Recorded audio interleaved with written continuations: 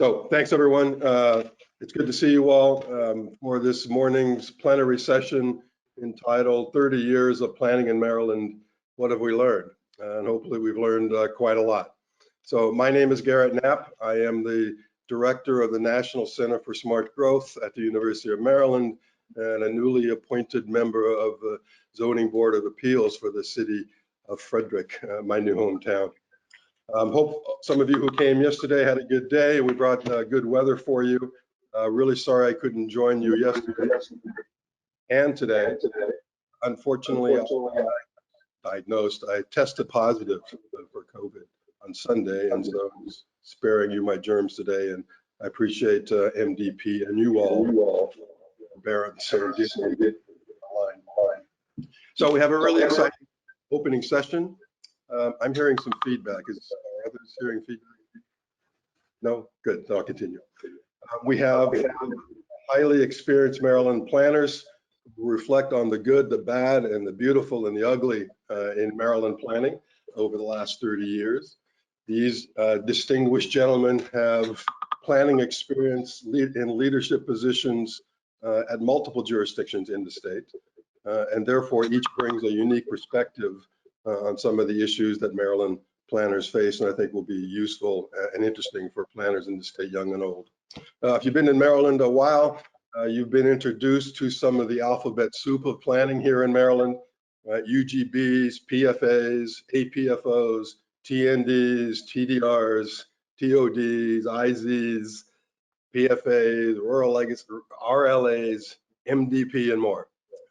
So you will hear about some of these things from these seasoned planners today, as well as their perspectives on what they think is working well and perhaps what we could make some improvements upon.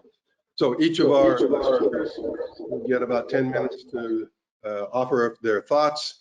I will then ask them quickly to perhaps reflect on what some of them have said, comments back and forth with each other, and then we'll do some Q&A and we'll wrap it up and continue with the rest of the day.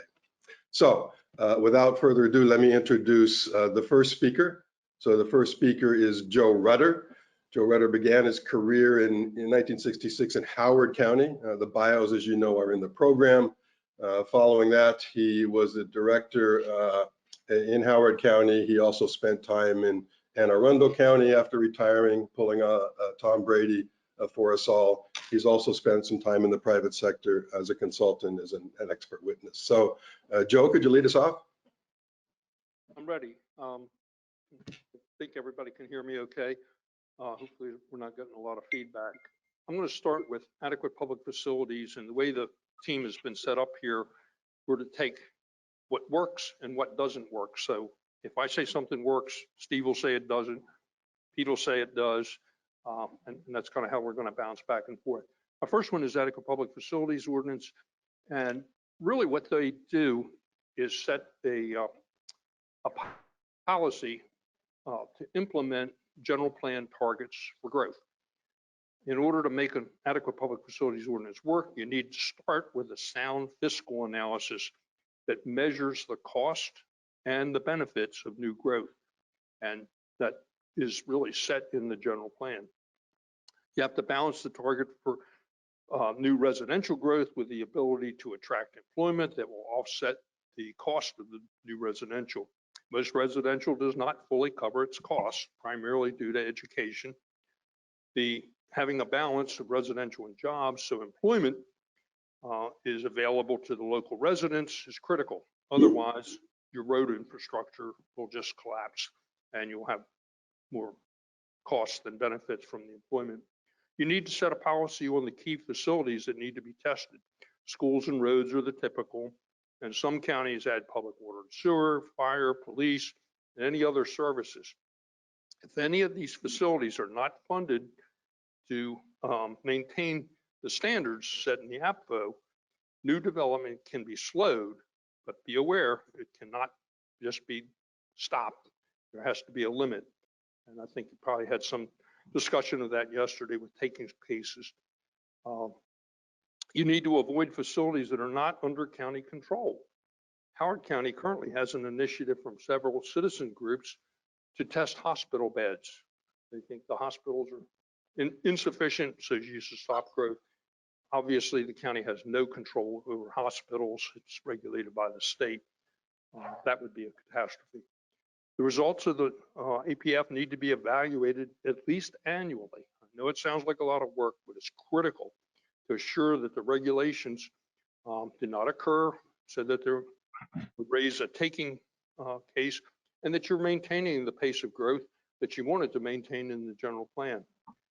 In order to make an adequate public facilities ordinance really work, you have to achieve buy-in from the school system. Since the school system is not directly controlled by the county, and they make policy decisions on enrollment and capacities. Local government funding often includes impact fees that are considered part of an adequate public facilities plan. These fees are not there to supplant county and state funding. Most jurisdictions start with small fees for schools for new development. Howard had a reasonable cost 30 years ago of about $2 a square, less than $2 a square foot for residential, and that counted garages, unfinished basements, the whole gross area of the building. Over the years, it grew with the CPI, but today they just jumped from about $2 to over $7 a square foot, totally disregarding any fiscal analysis and the impact on affordable housing. Carroll County is a good example of commissioners recognizing impact fees, and for schools for the past 6 years, they've set their impact fee at 0. And they openly state, the commissioners state in the public hearing, there is capacity, you need redistricting, and we're not going to pay or collect money, and that can't be matched by the state because we have capacity elsewhere. I'm going to jump to small area plans, and in this case, I'm doing the baddies. When small area planning started in the 60s and 70s, plans were developed including detailed information on specific geographic areas and to direct rezoning that would follow the general plan. These plans just looked in greater detail to inform the decision makers on needs within a specific area. These plans were prepared by consultants or in-house and included some public input to get reaction to the policies. Few had months and months, or in some cases years, of citizen committees trying to craft a plan that suited their priorities with little regard to countywide needs. Over time, the small area plan process has evolved to where citizen groups that can include both businesses and residents drive the planning on an agenda that may not be consistent with the overall county policy. The defined geographic areas for each plan may set standards in isolation from the remainder of the county or even the adjoining small area. In some cases, a separate zoning district is established with criteria that only applies in one particular area of the county. Unfortunately, what has evolved is a process where activists with the time and resources to involve themselves in the process drive their personal objectives, regardless of how those would impact the overall objectives. But like in the small area plans, to me, having chest pains, going to the doctor, having him tell me what needs to be done, but I say, hold on, I'm going to call my neighbors, the electrician, the plumber, the land planner, and get their opinion before I do anything. This is not to say that community input is not necessary, but recognizes that those with the time and energy can drive personal agendas. Planning commissions get education. That's why you're here. You become informed. You learn the balance. So a great forum to take input, but then the commission should make the recommendations to the elected officials, whether it's council or commissioners. Small area plans tend to set policy that is not implemented in the development zoning codes. Residents who spend a lot of time working on a small area plan find that once it's adopted, only parts of it actually get implemented. And that's very frustrating for them. They just don't understand why the zoning doesn't allow what they thought should be in the plan. Often projects are compromised and opportunities are lost while these plans are being updated. when these plans are updated every 10 years, piecemeal zoning, rezoning, current regulation changes, just compound and create inconsistencies because the regulations are countywide, and what should apply in one area ends up not being appropriate for another area. The small area plans quickly enough, it's an ongoing process to try and quickly adopt. In Anne Arundel, we had 15 small area plans. And by the time you adopted the first 3, that term was over and new administrations coming in. Actually, and Steve will talk about Anne Arundel County, but my experience there is tarnished. That there were 15 small area plans. When I got there in 2003, 3 of them had been adopted, and it went over 3 different administrations before the 15 plans finally got adopted. What I also found was that the subdivision and zoning code had not been comprehensively amended in 35 years. The zoning regulations and the subdivision regulations were each over 400 pages, and no one knew what they said. We managed to, with no outside consultants, no community input, rewrote both the subdivision and the zoning code, and they were adopted in 2005. 17 years later, it's kind of messed up again.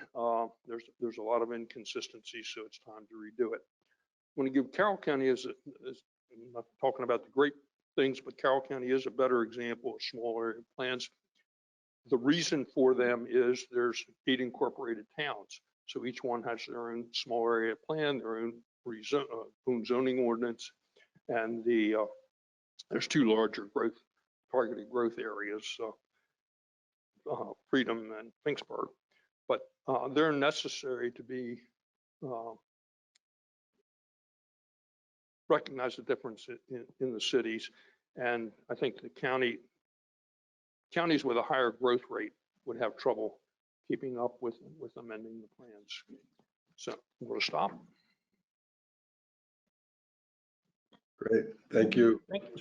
Very useful insights. Is Steve in the room? Steve has arrived. So our next speaker is Stephen Kai Ziegler.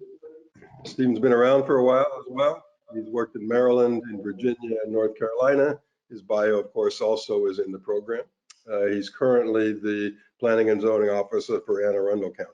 Steve, can you offer some comments? Sure. Again, Steve Kai Ziegler, Planning and Zoning Officer for Anne Arundel County, and I have been around a long time, not as long as Joe, but a long time. He is, yeah. So I'm going to touch on what we would call community planning at a regional level, and then some APF issues. And some of my comments are going to, I think, dovetail well into some of the things Joe has just said. In the sense of community planning, I started way back in the late 80s in Queen Anne's County. We got a comprehensive plan adopted in '92, and that plan was based on creating 6 community planning areas. 2 of those were oriented around the city of Centerville and Queenstown, little places, but we did basically joint community plans with those 2 municipalities. The others were unincorporated.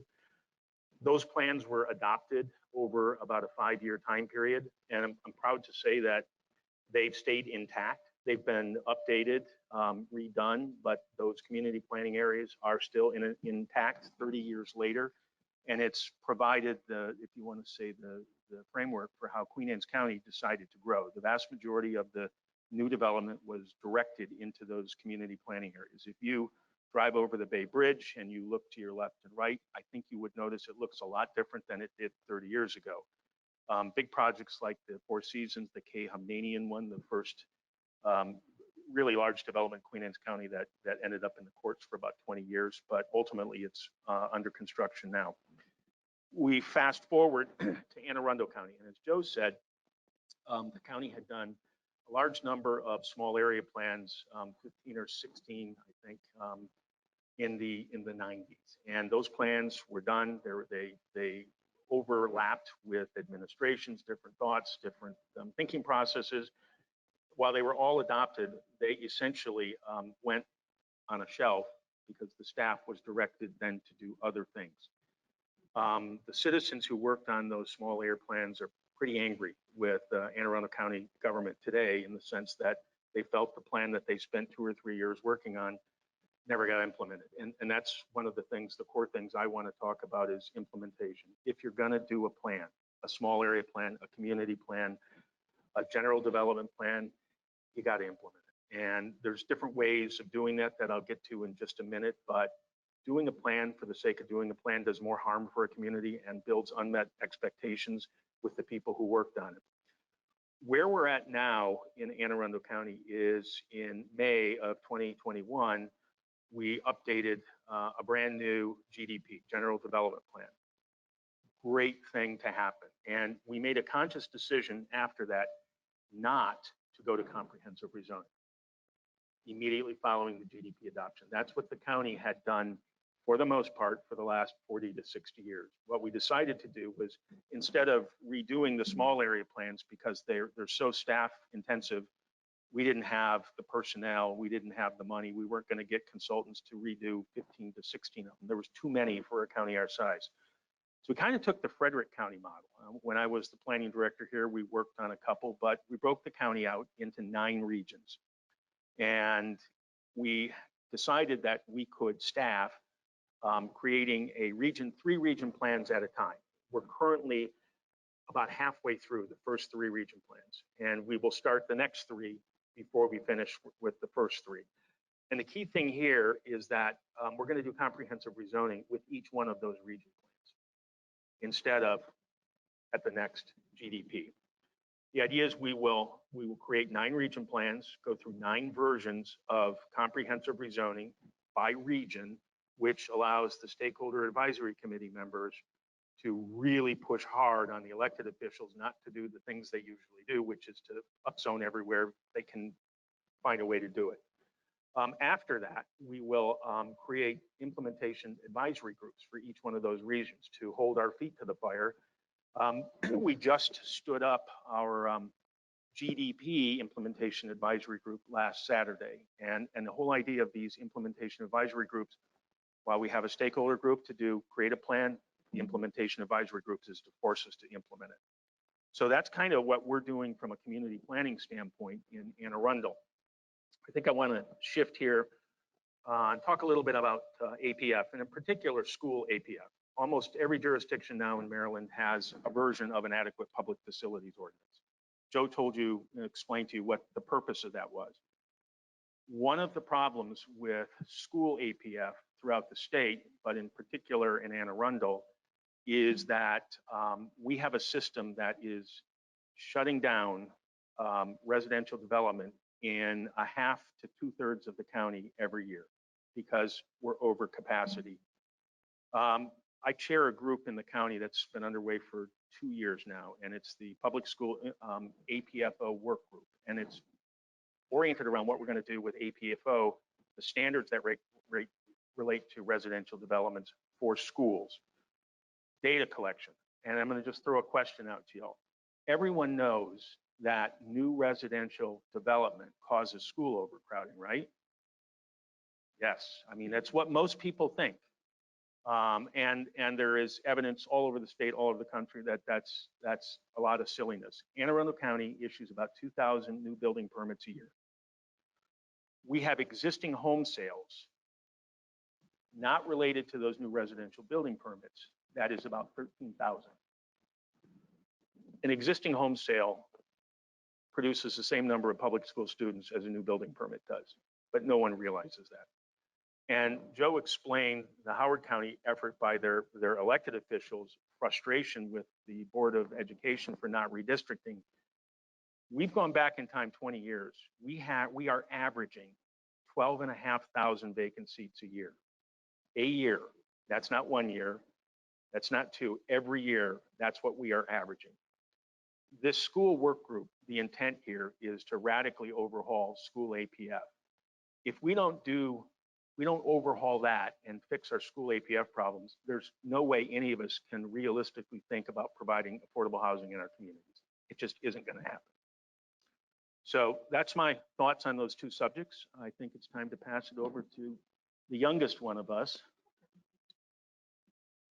Hey, Uri, I might go off a little script now that I had to listen to Joe and Steve. So I'm going to talk, I think, similar to what these guys have said. Well, first of all, I'm Pete Goble. I'm actually the Director of Permits, Approvals, and Inspections for Baltimore County, but I spent a year and a half prior to that as being the Director of Planning for Baltimore County. Prior to that, I was in the city of Annapolis, and then Hartford County for the longest time. I just was thinking, Garrett, did you want to say something, buddy? I'm sorry, you didn't get a chance to introduce me. I'm going off script, buddy. Stick with me.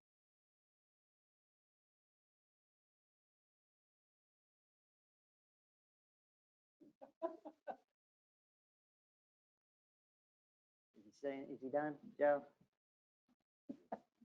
All right, I'm going to go on. Is Garrett ever done? Garrett, you were muted if you can hear me earlier when you were trying to speak. Sorry. Yeah, no, go ahead, Pete. You did a terrific job introducing yourself. Why don't you continue? I forgot that I spent 24 years in Hartford County. That's crazy, right?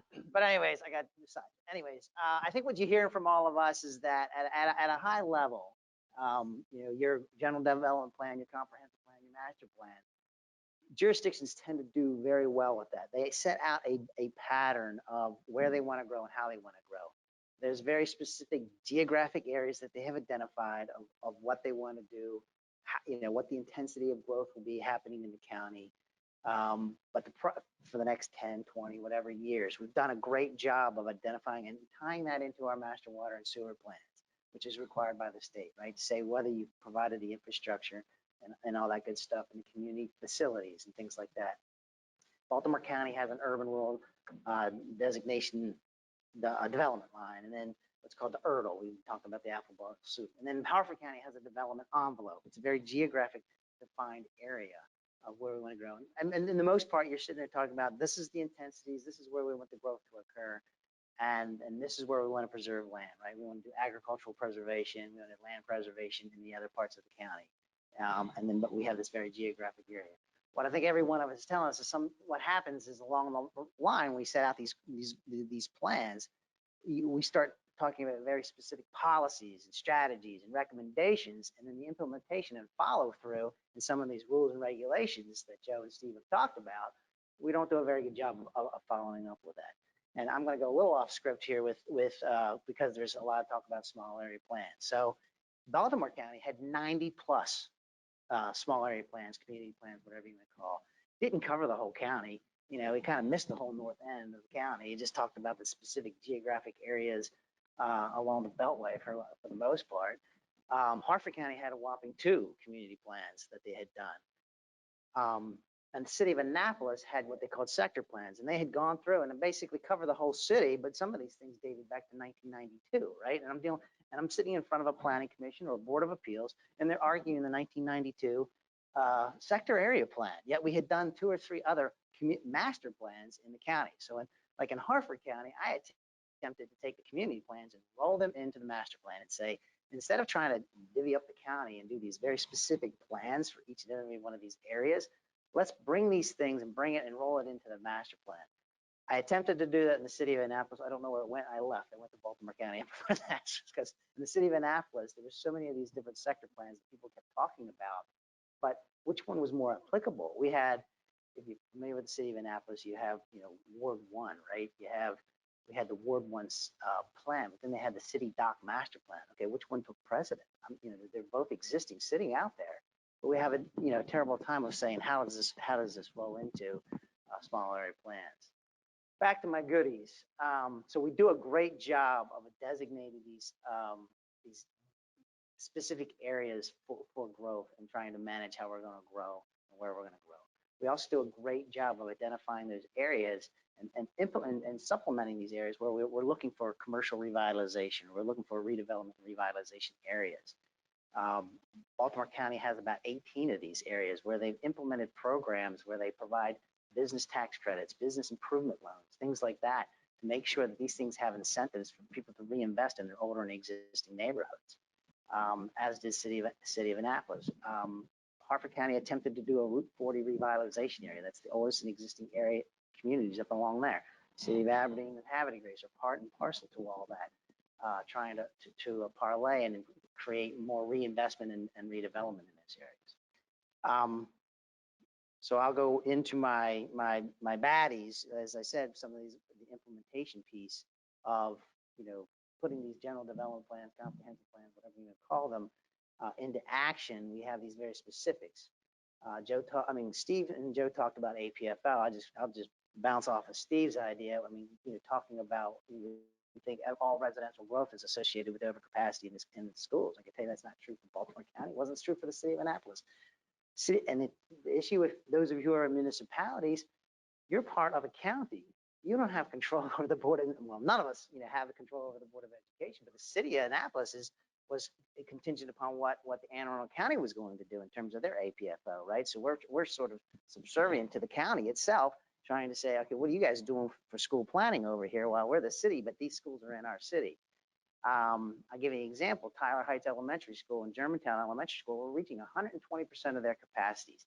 And I did the analysis in the city of Annapolis. We had 4 building permits over 5 years, 4 new building permits over 5 years, yet these schools were well over capacity. It wasn't related to new growth at all. It was just the existing community and population turning over to the existing and older neighborhoods. But one of the other things I'll talk about that I think we don't do very well, we have good intentions. Everybody has great intentions on trying to balance the housing needs in each one of their jurisdictions. We try to do that through, you give it different names, affordable housing, workforce housing. We're trying to provide the ability for our, workforce to be able to live and work in the existing homes, communities. So, there's a number of, jurisdictions do different types of programs, and I think Howard County probably has one of the better ones. I'll give them credit to that. But for instance, like City of Annapolis had a moderately priced dwelling unit program. That was the idea of providing, because it's very expensive to live in the city of Annapolis, but we have demands and services and people to work those service jobs, right?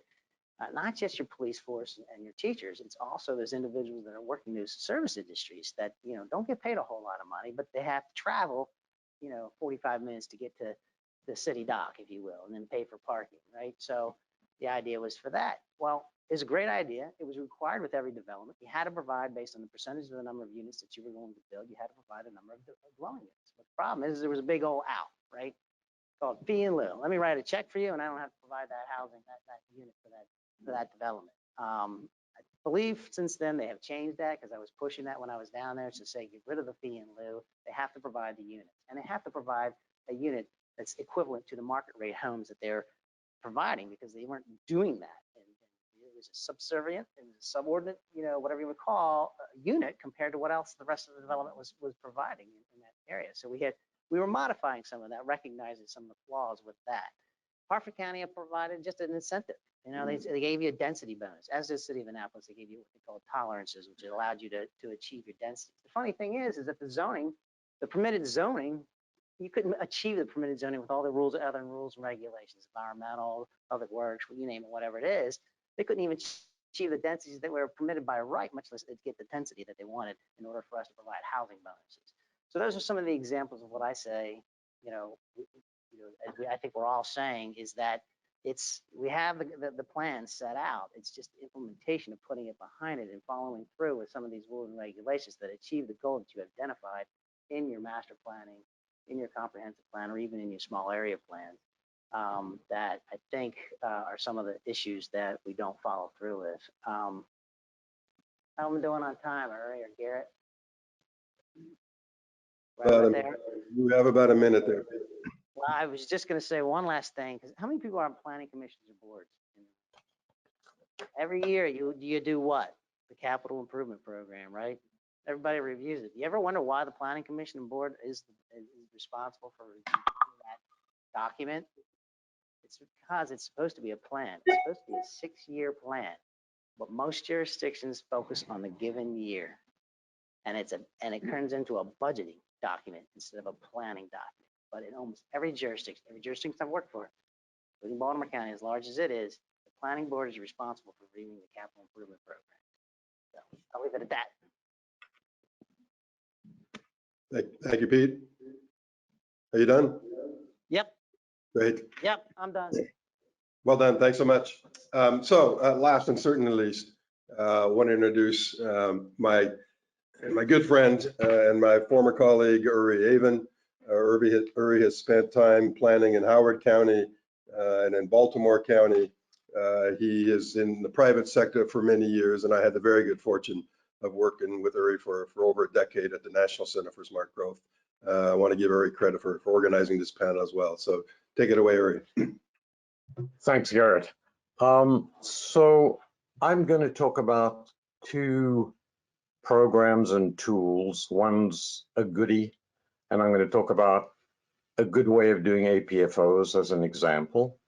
And then my baddie is going to be talking about urban growth boundaries as applied in Maryland, particularly Central Maryland. So let me start off with the APFO good example. You've heard from several people about the challenges in fine-tuning an APFO so it actually paces growth with infrastructure.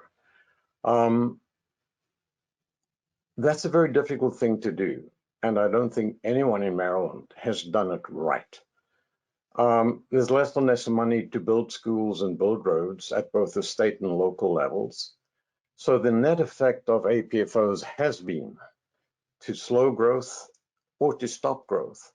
Joe mentioned you can't stop growth, but Montgomery County over the decades has had moratoria for a dozen years or more over many parts of the county and has sustained takings challenges at the courts and maintained their moratoria. So the net effect has been to stop or slow growth of APFOs. They were developed in the period of rapid growth of the state, but now we've slowed as a state significantly. For example, the Baltimore region in the year 2000, the whole Baltimore region approved about 12,000 new permits. In the year 2020, approved about 8,000 new permits. So in a world where growth has slowed significantly, it's a reasonable question to ask, what's the point of an APFO, which depends on staging new growth with facilities? If there's not much new growth, it doesn't make any sense. And Steve gave you the example of Anne Arundel County, where there's this dislocation between schools and districts and vacancies, but also the fact that real school growth is coming from turnover of existing residents, not from new growth.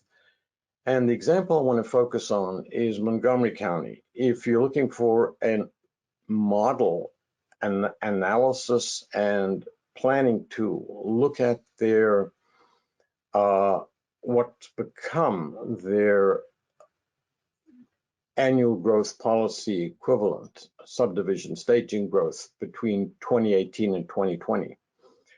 They began with a strict APFO for roads and schools in 1973. By the year 2015, it was causing moratoria, losing revenue, slowing growth, stopping job growth pace, and they massively overhauled it and have now a completely new approach.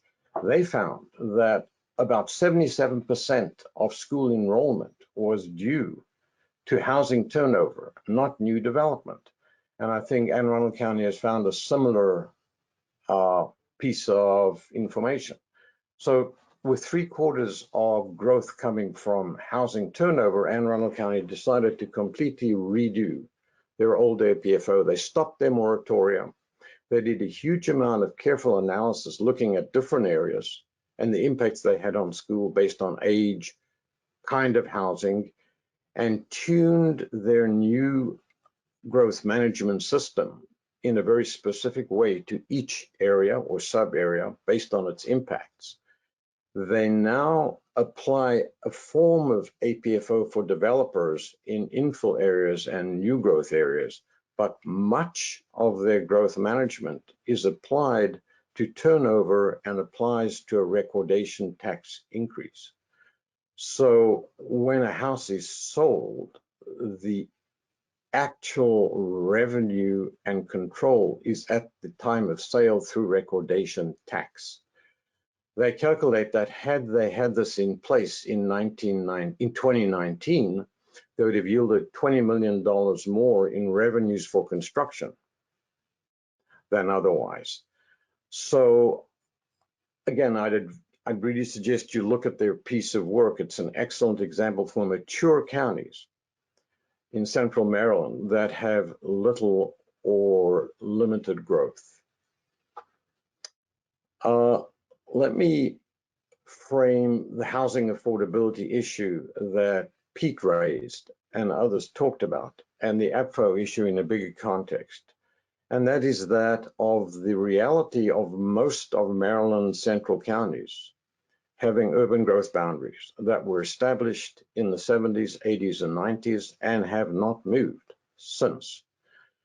So the fundamental cause of our housing affordability crisis is the limited supply of land that we have in central Maryland. I did an analysis 4 years ago, and the average number of years left for new growth in central Maryland, excluding the city of Baltimore, was on the order of 18 years, a low of about 8 years of growth, greenfields growth, new development growth, a low of about 8 years in Howard County and Anne Arundel County, and a high of about 27 years or 30 years in Prince George's County. So we have a fundamental problem because our urban growth boundaries, which were established in stone 20, 30, 40 years ago, have not moved the way they've been applied in Maryland. Not all states have applied them that way. Portland, which is Garrett's early stomping ground, Portland put in place a requirement that they be elastic and that they grow and that they expand over time. Maryland's never done that. So in a basic way, the question, particularly for those of you who are in jurisdictions that are growing and not in central Maryland, the central question is, should you do an urban growth boundary? And if so, how should you do it? Let me give 3 recommendations. If you're going to establish one, you want to establish a fairly loose boundary.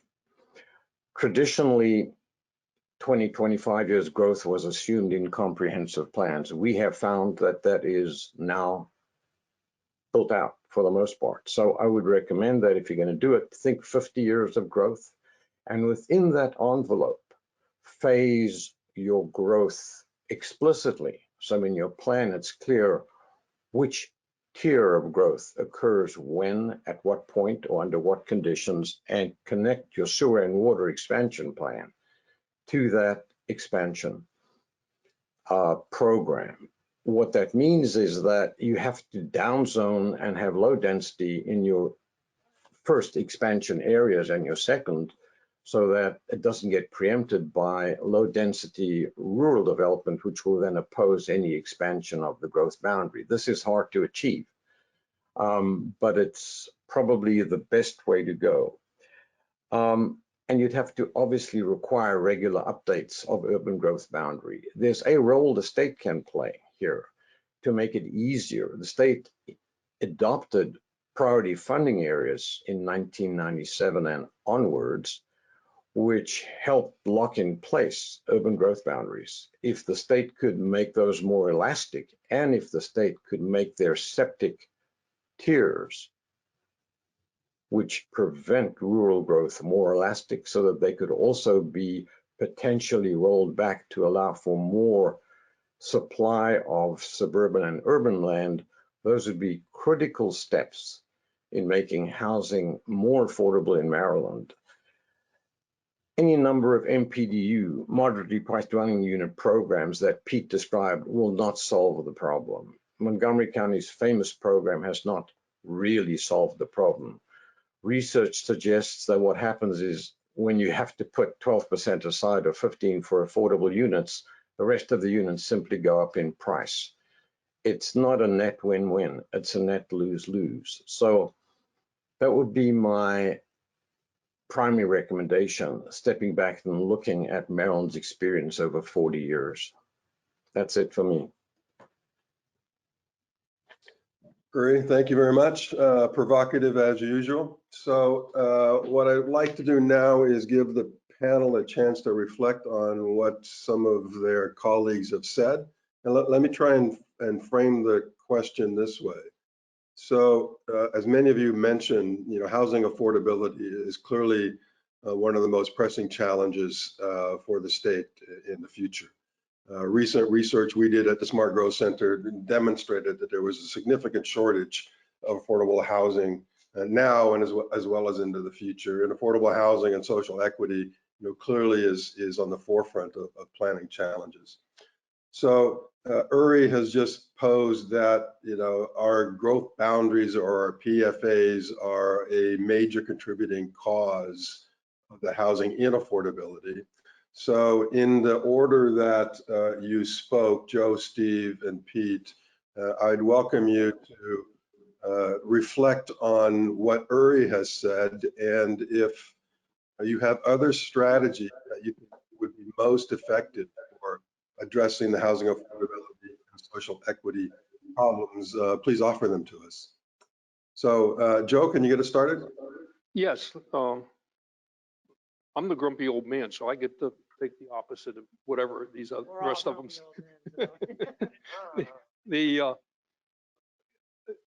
It may be appropriate in some jurisdictions to revisit plan priority funding area, growth boundaries, and so forth.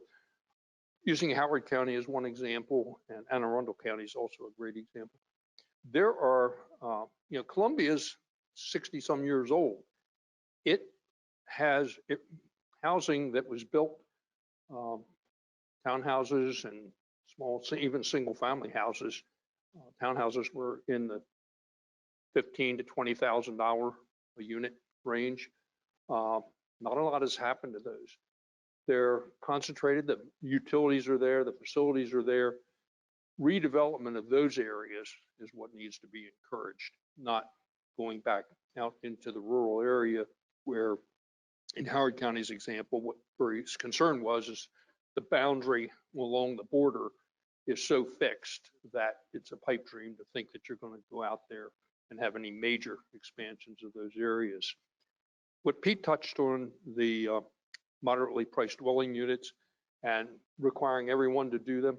In Howard County, single family new housing projects in the rural area, they start around 900,000, go to $1.3 million. In the little quarter-acre lots, we have some of them that are approaching $1 million. Some of them are as low as $600,000 to $700,000. I can give you a house, no charge, if you are making 80% of the median.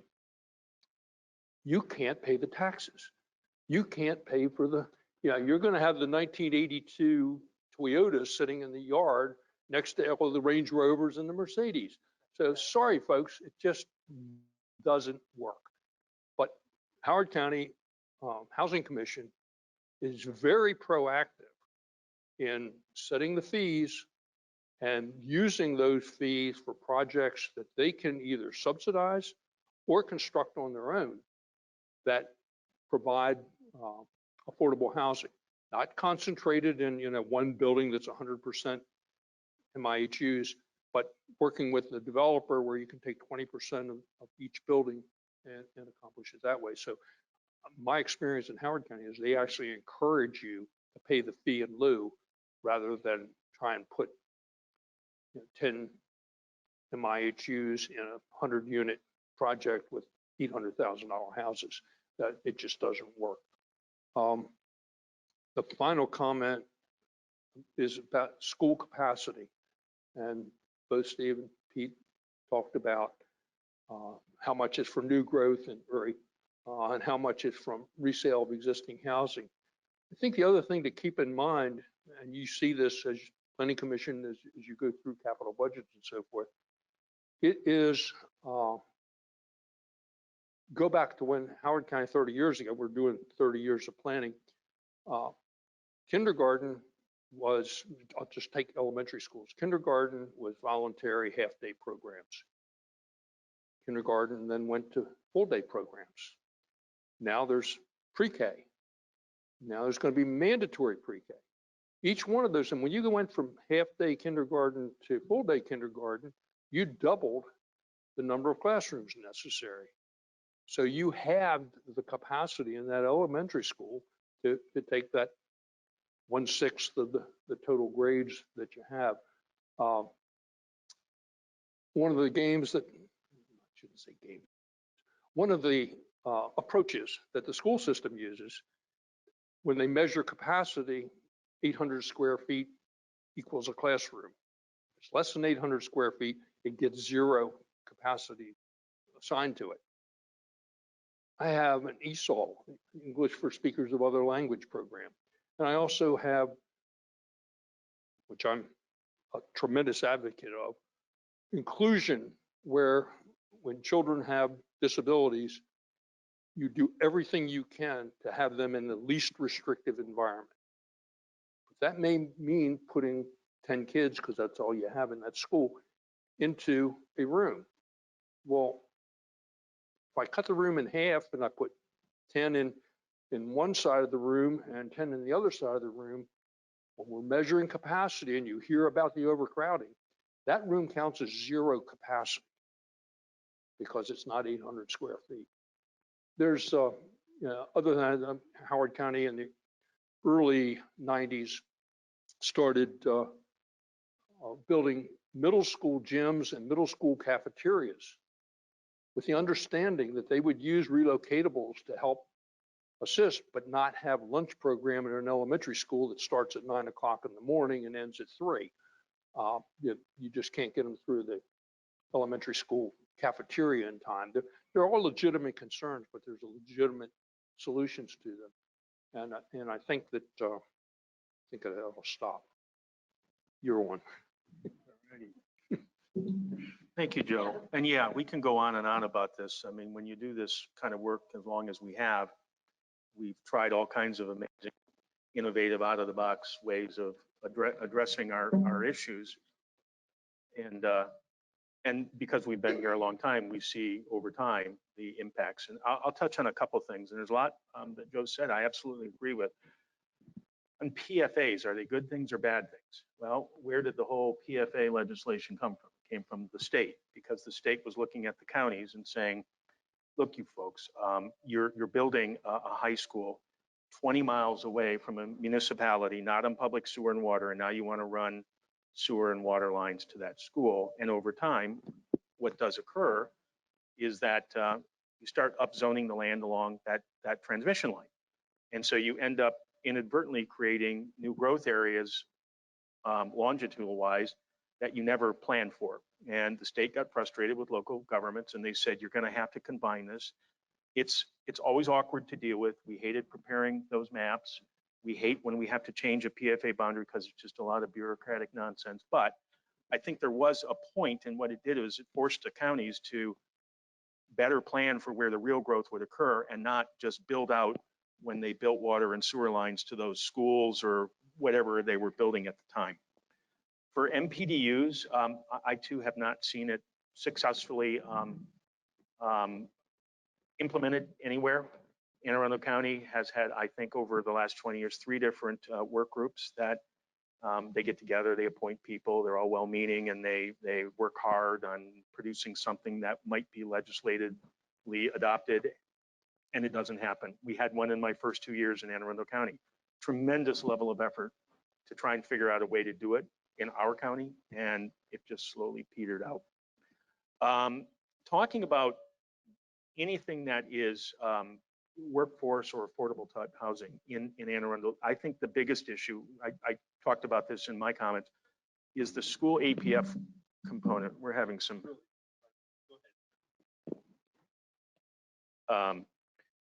So it's the school APF issue that's the primary driver, and it is affecting every jurisdiction in Maryland. Everybody knows it.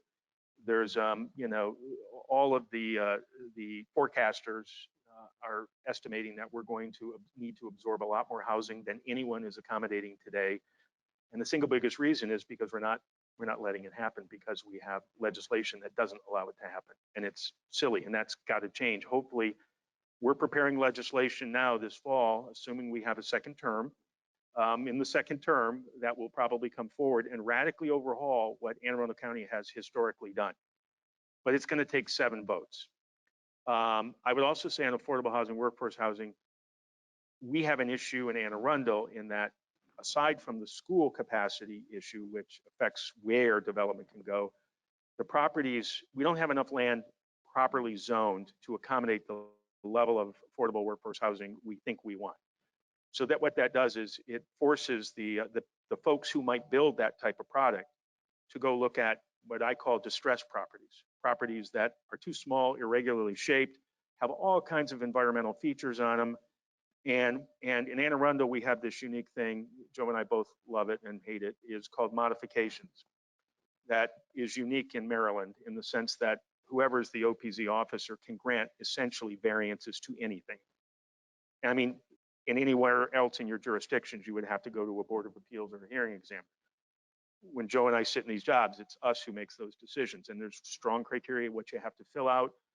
But we're getting the projects that are coming in for affordable housing. They need a mod to disturb non-tidal wetlands, non-tidal wetland buffers. They can't meet forest conservation regs. They can't or won't meet their recreation space needs. They can't meet their setbacks. They can't meet any of the code requirements. So you get a list of 15 modifications, and you're realizing when you're looking at this affordable housing project that it's not really cool anymore. It's a project.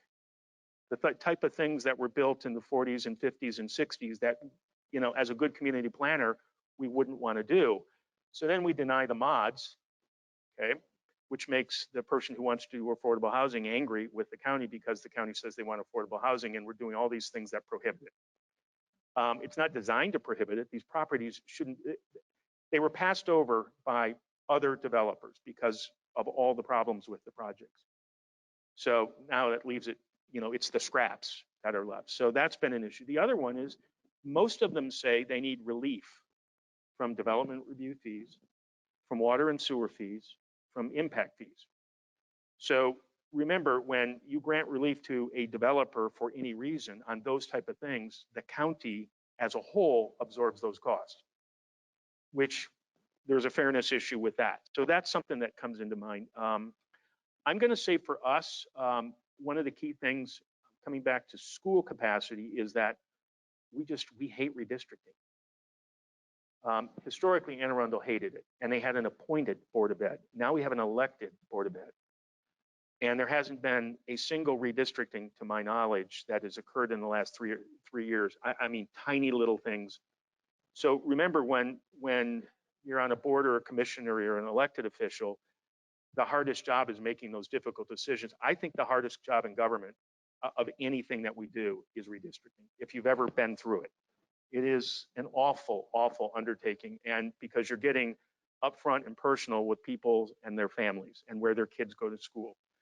So one thing that I was very happy to hear, if you recall, I said we stood up our GDP implementation advisory group. And one of the members of that group is the president of the Board of Education. And some of the things I'm saying today, she said last Saturday. So I'm sensing that between what our work group is doing and this newfound love fest between the county and at least the president of the Board of Ed, we're probably the best position we've ever been to take some very, very difficult steps to address some of these issues we're talking about. Pete? Peter. All right, want to hand the mic over? Okay. Can you tell Uri's worked for the private sector for as long as he has after leaving the public sector? No, I'm just kidding. Because he's about the only one who probably thinks that we need to expand our areas. And in Harford County and in Baltimore County, that was the same arguments from the development community, property owners, is that we need, in order to provide additional housing and growth needs and affordable housing, we need to expand our designated growth areas in order to achieve that. And I'm going to have to agree with Joe in which there are other opportunities and do that. through the redevelopment revitalization programs. And like in Baltimore County, we're looking at incentivizing some of the older Essex, Dundalk communities, Woodlawn communities, where there are the blighted the blighted homes and communities where we're trying to incentivize how somebody can go in and redevelop these areas, and at the same time, we're gonna provide additional dollars, county dollars, federal dollars to provide affordable housing. If you don't know, Baltimore County was under a voluntary compliance agreement because they weren't providing the affordable housing opportunities in the county. When you talk about 80%, Baltimore County is under a requirement under the federal government HUD to provide homes for 60% and 30% of the AMI, average median income. So that's even more difficult. So there has to be, government money and assistance, subsidies, as well as tax credits and all the other stuff to make these things kind of happen and work. But there are other rules and regulations that you guys sit on boards and commissions that have the opportunities and be the mouth for implementing these kinds of things. Part of this is accessory dwelling units. That's a huge effort that's going on nationwide. Part of it is looking at types of zoning and restricting the types of zoning that can go in any given jurisdiction, so you provide the opportunity for those affordable types of units. The last thing that I'll mention about affordable housing is that in the city of Annapolis, one of the things I talk about is the fee in lieu and the weakness in the fee in lieu, because you have to pay attention to what you're actually going to calculate as that fee in lieu. And how do you calculate that? In Annapolis, it was the construction cost. So I'll give an example of what Joe was saying. City of Annapolis, we had a development come in. They had to provide one dwelling unit. That's all they had to provide. And they didn't want to do that. So they said, well, we'll pay the fee in lieu. I got $89,000 for this unit in Eastport, if you're familiar with the city of Annapolis. Each one of those units, I'm sorry. The units in that development, the cheapest one was 1.2 million. So we got 89,000 for a fee in lieu for something they were $1 million plus in each and every one of the units. I think I'm going to stick to that. We could talk to APFO to the end of the earth. Its weaknesses and positives. I'll just mention, if you saw me pat Joe on the back, he was in Howard County. I was in Harford County when they were doing the PFAs, and Joe and I were going head to head with the Secretary of Maryland Department of Planning, arguing with him about what he's trying to do and what he's not trying to do. So that's just a side joke to tell you that, I think the counties jurisdictions do a good job of trying to manage the growth, but I agree with Steve. The state was looking at it statewide and trying to develop a program where they were going to prioritize their capital improvement programs, their money, where they were going to direct their funds to if you were going to play along with the rules. So that was sort of the game plan of that. And APFO plays a part of that. And I'll just mention one other thing about APFOs. With like the city of Annapolis and many of you, I see some familiar faces from municipalities. When you're dealing with the county, the school district boundaries don't follow, just stay within the city, right? They go into the county, and the county could have one standard and the city would have another standard. And who rules? I mean, who gets the short end of the stick on that, right? So those are some of the issues you grapple with when you have, interjurisdictional issues with the ability to manage your development, your growth, and your taxes, basically. So on with that. Thanks, Pete. So let me give our provocateur an opportunity to take some of the arrows out of his back. So, Murray. Thanks, Jared.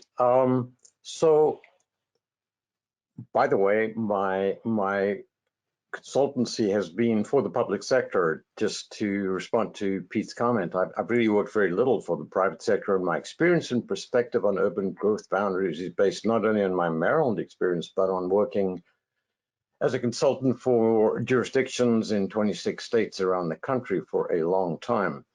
Let me be clear, I'm not so naive as to imagine that Howard County or Montgomery County or Baltimore County politically will be able to move their urban growth boundaries. Clearly, that's a political suicide mission.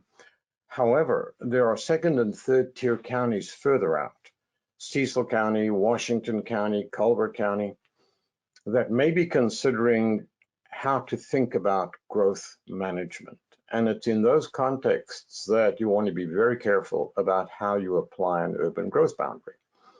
I do believe that there may be some wiggle room, even in Harford County and maybe even in Anne Arundel County, along some edges of the current boundary for services. And those are worth exploring. And the point I was making was that the state can facilitate that expansion by relaxing its PFA and septic bill standards.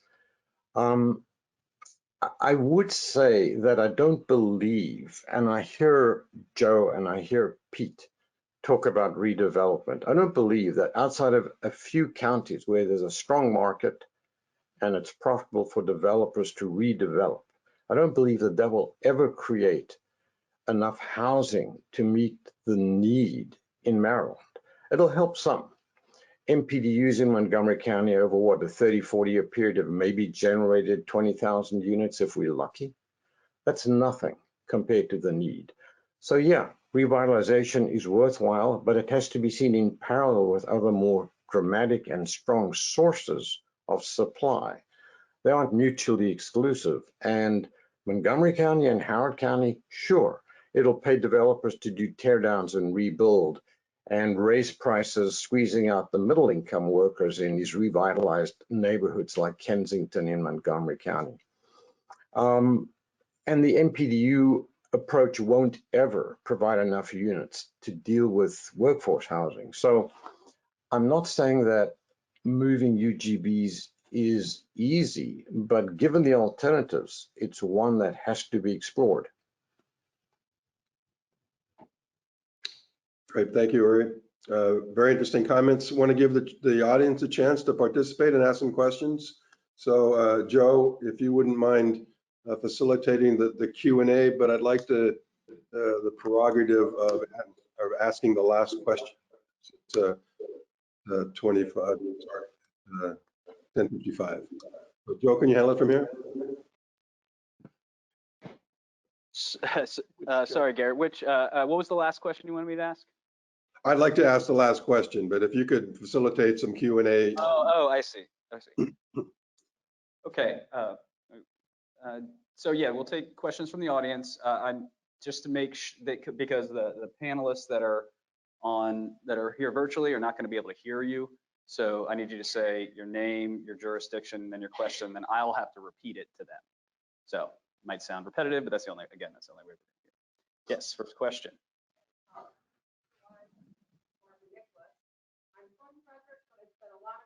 Howard County, and the question is actually directed to Joe. The county council passed legislation that basically stopped growth in Howard County all over this school issue. So I think my question is more like, how does the planning staff actually educate elected officials so they learn all these great things that you, and some of the things that you talked today about the existing, I've never heard that. And I would fairly say the county council doesn't understand. Okay, all right, let me try to reword. No, I'll do my best. So that was Barbara Nicholas, Planning Commission Chair for Frederick City, addressed everybody last night. Thank you for your address last night.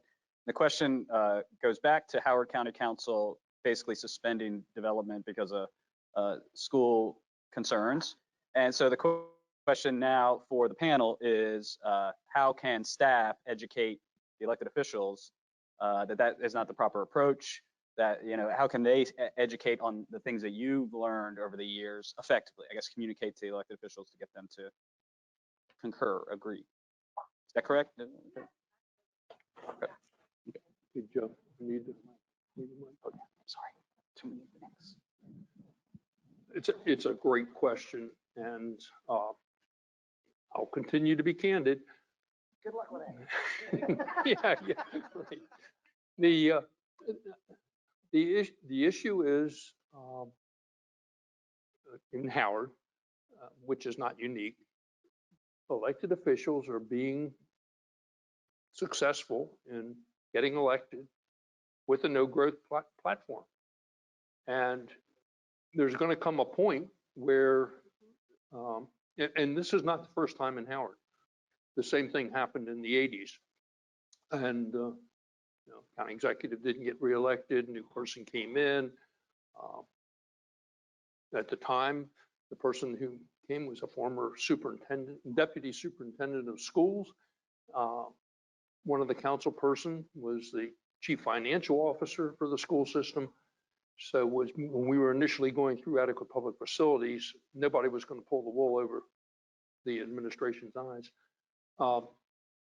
Howard, in a couple of weeks, has an opportunity to have 3 strong, absolute, no growth, anti-development, anti-business council people, which is the majority of 5-member council. It's won the rural district, whether the incumbent Republican wins or the Democrat that's running against him is openly hostile. And right now, it's always 3-2, one way or the other, one votes. But the 2 anti-growth, talking about redevelopment in Columbia, participated in, Kimco owns the village centers. There was a successful redevelopment of the Wild Lake Village Center, the oldest one in the county. There was an attempt to redevelop the Hickory Ridge Village Center, and the council person heard her constituents, and it was denied. That same developer is not going to go and spend the money and the time to go to the next one that needs to be redeveloped. The county intervened 3 years ago with the new administration in redevelopment of the Long Reach Village Center. County bought it, and it sits there vacant. County also bought 14 buildings in Ellicott City because of the flooding that they were going to redevelop or tear down or do something with, and they sit there boarded up.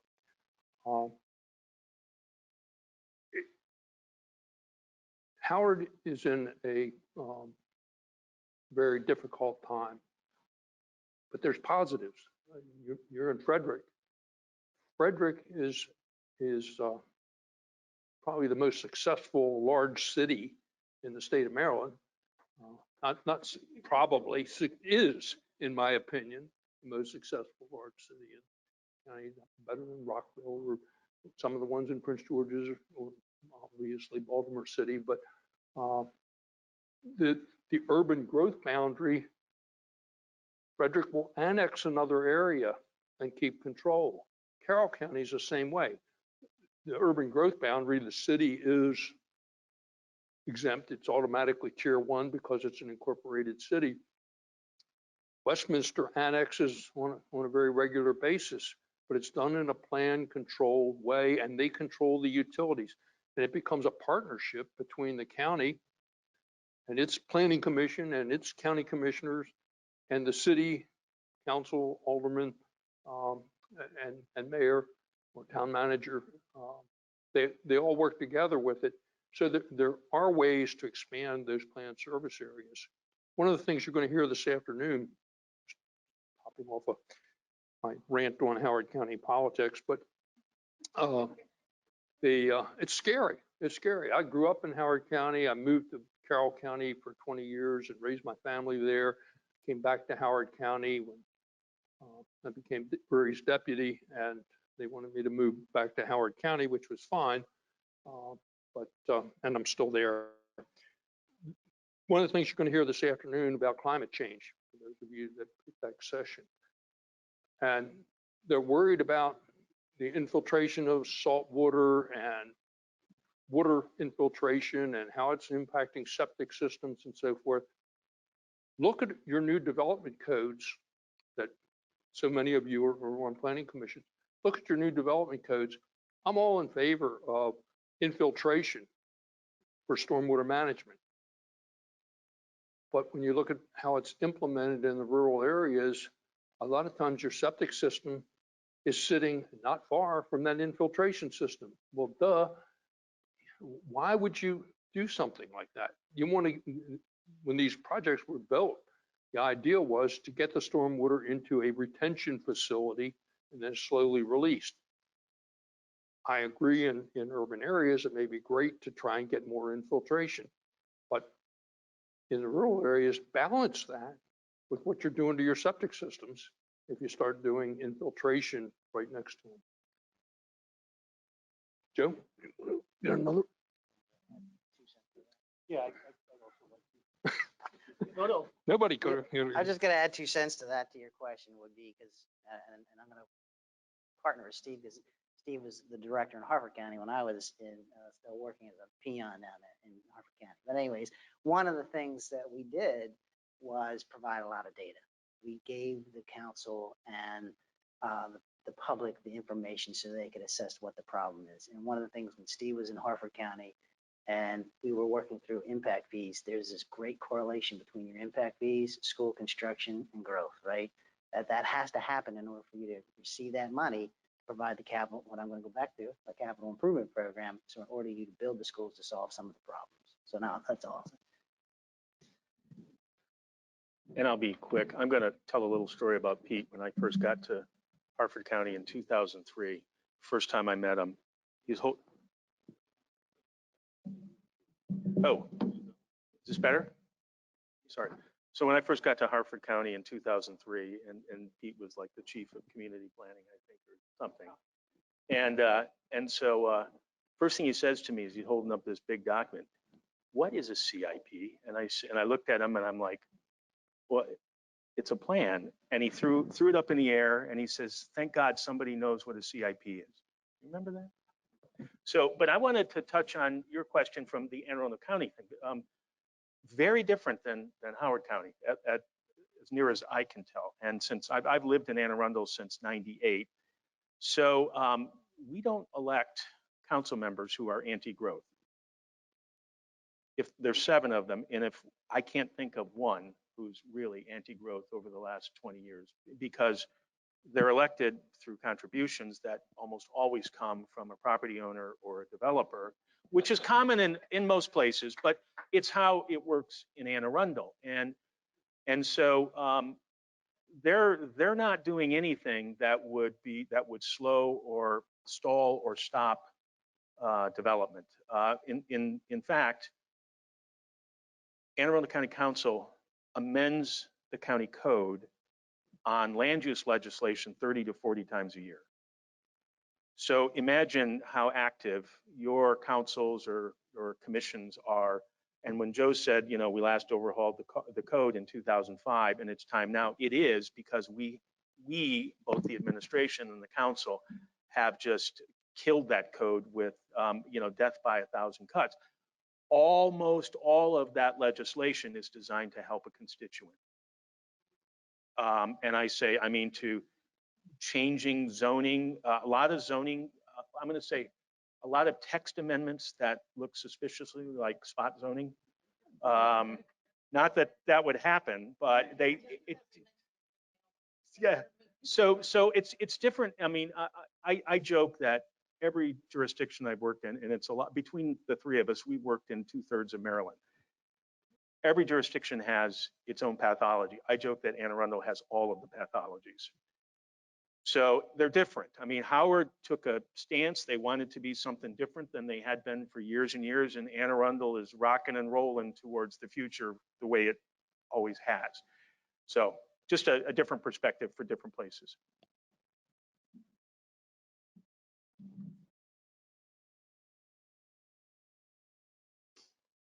Yuri, do you want to respond to this? Just briefly, let me respond directly to the question about educating. The state of Maryland and Howard County, particularly Howard County, have developed a very good curriculum for citizen leaders, planners, people who are interested, to teach them the basics about planning and zoning and so forth. So at a very basic level, I would look at the award-winning Howard County curriculum. Baltimore County is developing that idea right now as well. So it's not necessarily an direct answer to the question about education, but it sets a baseline and you shouldn't ignore that option. So just to pick up on Steve's point about Anne Arundel counties not electing anti-growth council people, I think there's an inevitable evolution.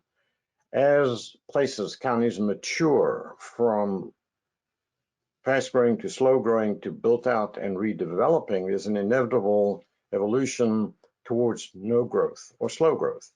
Developers have less power electorally, and existing homeowners have much more power. And I've seen that trajectory in Howard County over 30 years, and it's true nationally. So that I don't think one can rely on electing no growthers. As you mature and build out in Anne Arundel County, which you have been doing rapidly for the last decade and will for the next decade, beyond that, the environment will change. And you should assume that you will have no growthers running the show. And therefore, you'll be working with incentives and other kinds of tools to create desirable growth areas and growth management regimes. Are there other questions in the room?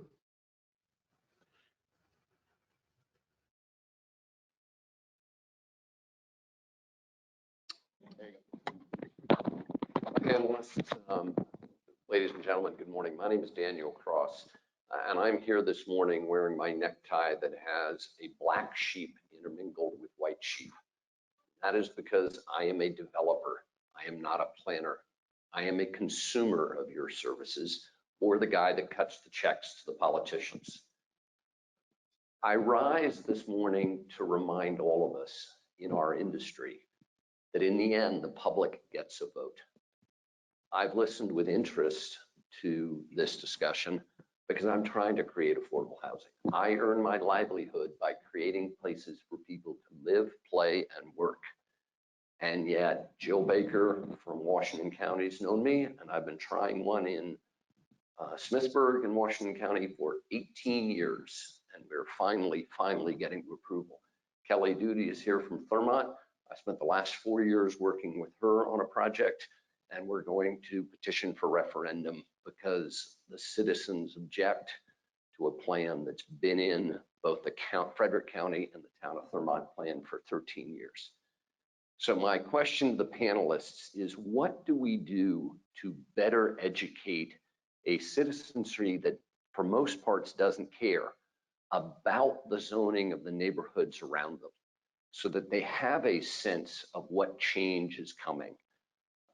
We've heard the suggestion that a municipality should have an obligation to send out a certified letter return receipt to every homeowner every time you do a master plan update. Think of the cost that would be. But what do we do to better convey that we need affordable housing, we need workforce housing, and the reality is NIMBYism, it's still going to happen in your area. Thank you.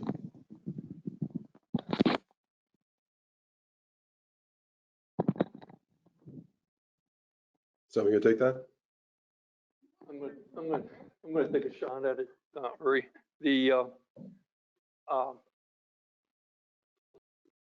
One of the issues is the relationship between planning commission or the planning and zoning officer or planning director, whatever the term is in your jurisdiction, and the ability to just come out and say what the facts are.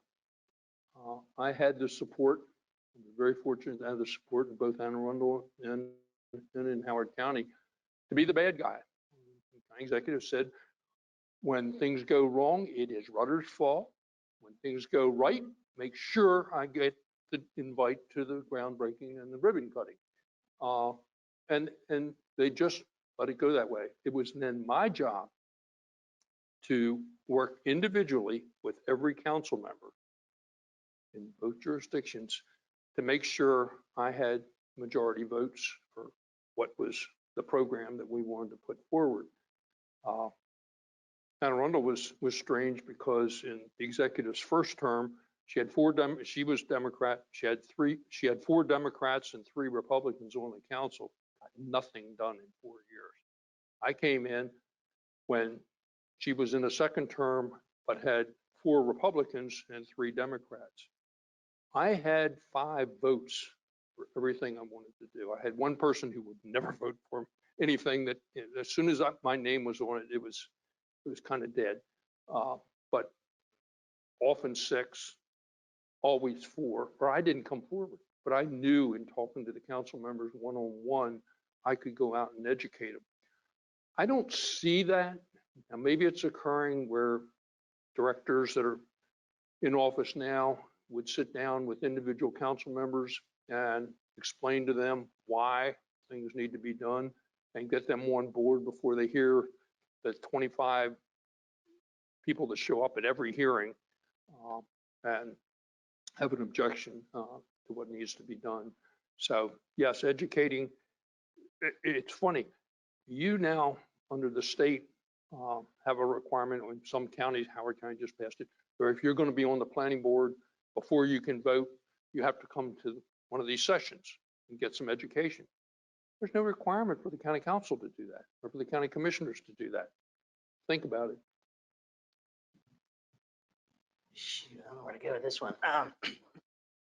You were all going to talk about education, but I said data, to the first question, provide them the information, get the information out. And one of the things, the way you do that is different forums. I agree with Joe. One of the things we did in Harford County, and I did in the city of Annapolis, we do in Baltimore County as well, and all jurisdictions, we sit down with affordable housing. It depends where that project was being, I would sit down, bring the developer into the meeting with the council person, have him show, density is not a dirty word. Affordable housing is a mixture of income across the board. It's not just all subsidized housing. It's not the end of the world.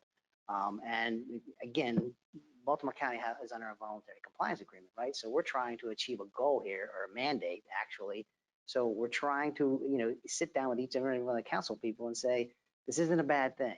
I know it's not politically, popular to have these in your neighborhoods, and sometimes they get concentrated. In Baltimore County, that was part of the problem. It was getting concentrated in specific geographic areas in the county, and council people were getting mighty upset, as was their constituents. So we were forced to start moving into different areas of the county and say, this isn't a bad thing. Look at the project. Look how successful it can be. And here's a success story. And that's what you kind of do with the citizens as well. Baltimore County is also starting a sort of a citizen academy, right? They're going to roll out this program where they'll educate the citizens as to what our rules and regulations are, and who has rights and who doesn't. What are their avenues? It's not just I'm against it.